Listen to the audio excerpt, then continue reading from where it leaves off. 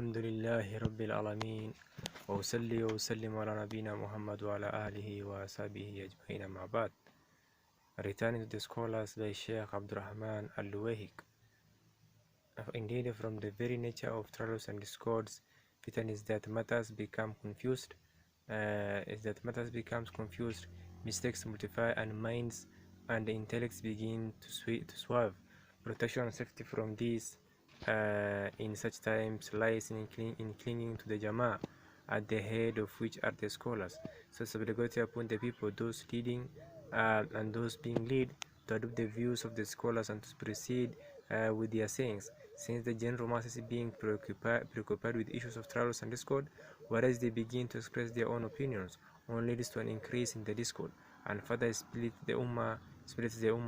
So affairs pertaining to public benefit and welfare, al-umur al-amma, such as matters related to peace, security, and fear, should be referred back to the people of knowledge and sound opinion.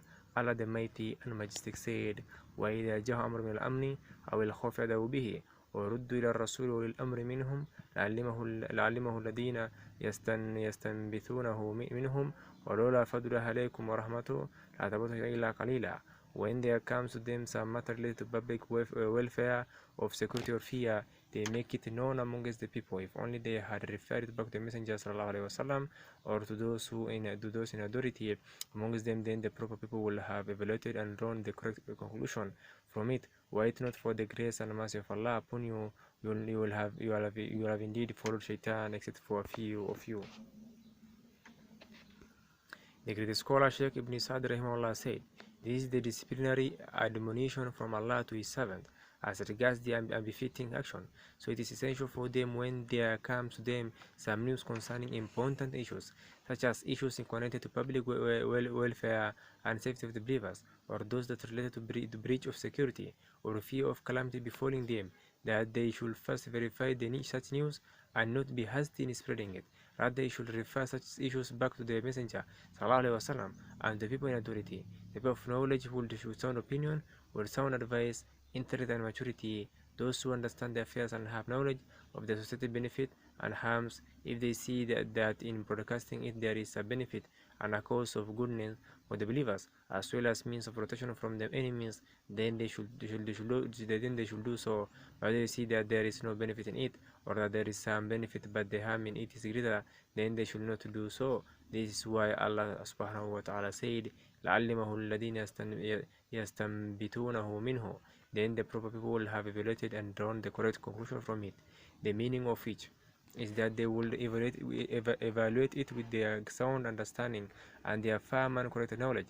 So in this is an evidence for an important principle, which is, if there is a need to investigate a particular issue, then it is obligatory that it is left to those who are qualified to do so, and that no one should precede them in it. This is close to what is correct and safe from error. In this there is a prohibition of being hasty and impatient in spreading news as soon as it is heard. Likewise, there is a command to reflect and consider before speaking. So he looks into it and to see if there is a benefit in doing so.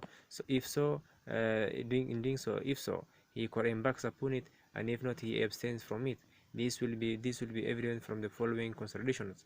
The first consideration, the part that people in times of trials and discord are in need of having a deep understanding of the society benefit and harms, فقه المصالح والمفاسد, as well as having knowledge of their varying degrees, more than their need for knowledge of particular legislative text for any one particular issue. This is because the prevalent and wide-scale evils that are related to the social political welfare of the Muslims, siyasatul sharia, which are the predominant cause of trials and discourse to occur, are not like issues related to purification, prayer, pilgrimage, or personal affairs, wherein the truth of this matter are more often than not established by a particular detailed evidence.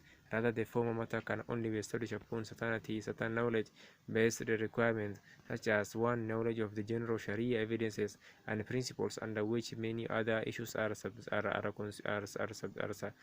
subsumed; to knowledge of the goals and objectives, maqasid of the Sharia, the ability to weigh up the associated benefit and harms for knowledge of the detailed evidences. So it is not possible for general masses, not even for the younger student of knowledge, to understand these general and incomprehensive issues, even though they may be able to attain an understanding of certain parts of it. Likewise, understanding the objectives of Sharia is not possible, except by truly studying and scrutinizing the sum total of the Sharia text and studying its detailed workings. For indeed, the science of understanding the Sharia objectives for focal maqasid is a great and mighty science which cannot be gained by just anyone, rather it can only be gained by one who has reached a high level of knowledge, has examined the state of affairs, is well acquainted with them, who has actually considered the various possible outcomes that may occur, and weighing between the benefit and harms is independent upon understanding the Sharia and its objectives. Having an understanding of the state of affairs as well as the various degrees of benefits and harms, and none of this is possible except for the scholars, is why Al-Khidri was aware of the benefits connected to the actions it undertook, which Musa والسلام, was unaware of. Like the scholar Ibn Sa'd said, while he's explaining the benefit contained in the story of Musa and Al-Khidr, from them the great and sublime principle which said that in a conflict of interest, the greater evil is to be repelled by adopting the lesser one, and the greater of the two benefits is to be secured by parting with the lesser one. Thus, even though the killing of the youth was an evil, yet his continuing existence in which he will put his parent through trials and discourse with regard to their religion was a greater evil. The meaning of the youth without being killed and his preservation, even though it is deemed to be good. The greater good, however, was with the prevalence of the religion of his parents and their faith. So this is why Al-Khidr slew him. Subsumed under this principle are so many subsidiary points and benefits which cannot be enumerated. Thus, the conflict of benefit and harms are all embodied in this principle. If the matter is such that then correction and rectification is not undertaken except by one who is knowledgeable about the evil and about the ways of correcting it, correcting it with regards to affairs pertaining to public benefit and welfare, is to be undertaken only by the scholars.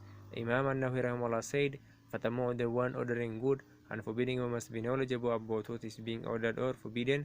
The level of knowledge required for this will be vary in accordance with the matter at hand. So if it is from the clear-cut obligations, well-known prohibitions such as prayer, fasting, adultery, and fornication, or drinking intoxicant, then every Muslim is knowledgeable about them.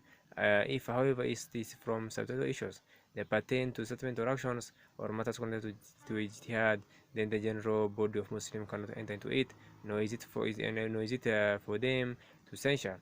That is for the scholars. The second consideration concerning the majority of the widespread evils that are related to the socio-political affairs, then it is the rulers who come that are often the target for rebuke, yet the general masses do not have the ability to affect them.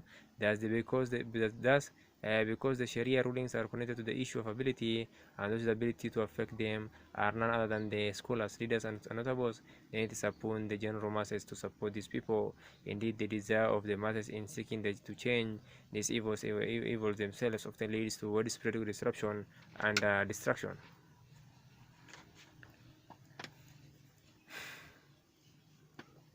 That consideration relegating control to the masses in the like of such matters will disunite the Muslims and split their unity, is because it is inconceivable that the general masses will unite upon a matter unless they have a leader who emanated from the opinions. When secondary referral to is to be made back to those who have the discretionary power to enact or dissolve an order of allegiance or pact, ahlul hal wal aqd.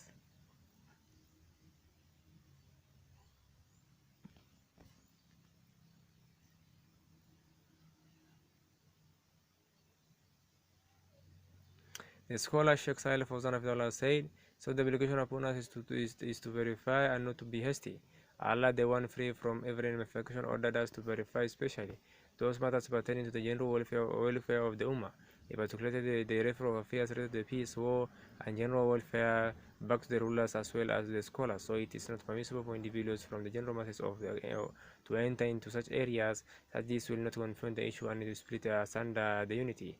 It also affords an opportunity to those with the dubious or evil intent, those who lie in wait for occasions of calamities to befall the Muslims. The fourth consideration, carrying out the matter of censoring in the issues related to public welfare, independent upon the understanding of weight principle, which is the issue of ability and inability. Thus, is it possible to change the evil by this means or not? Is it possible to change the evil without giving rise to a greater evil?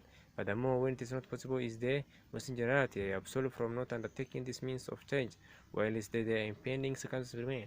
Indeed, determining ability or inability is not for the general masses, rather it is for those who are well versed with the prescribed laws of Allah and who have a deep passion into the people's state of affairs. The fifth consideration, it is not possible to understand the opinion of the general masses, nor to even know the opinion, without referring the matter back to the leaders and spokesmen. Thus, in the Battle of Hunain, the Hawazin tribe captured the Muslims after the dissolution of the booty and had taken place, requesting the return of their wealth and properties. So the Messenger ﷺ granted them the option to choose between one of the two. They chose the return of their captives. The Messenger ﷺ then accepted to address his companions, saying, "Indeed, these brothers of yours have come to us in repentance. That is, they have accepted Islam, and I wanted to return their captives back to them. So if you wishes to give up his prisoner freely, then let him do so, and whoever wishes to keep his share until we give him something from the first booty that Allah has bestowed upon us, then let him do so." The people replied, "Will freely give them up, O Messenger of Allah." The Prophet said to them, "I cannot tell who amongst you is giving permission and who is not. So go back and send your leaders to discuss the matter with us." The people went back and spoke to their leaders, who then returned to the Prophet ﷺ and informed him that they agreed to give the prisoners back freely and gave permission for it. Hence the Messenger ﷺ ascertained the opinion of the general masses by referring back to their leaders and heads.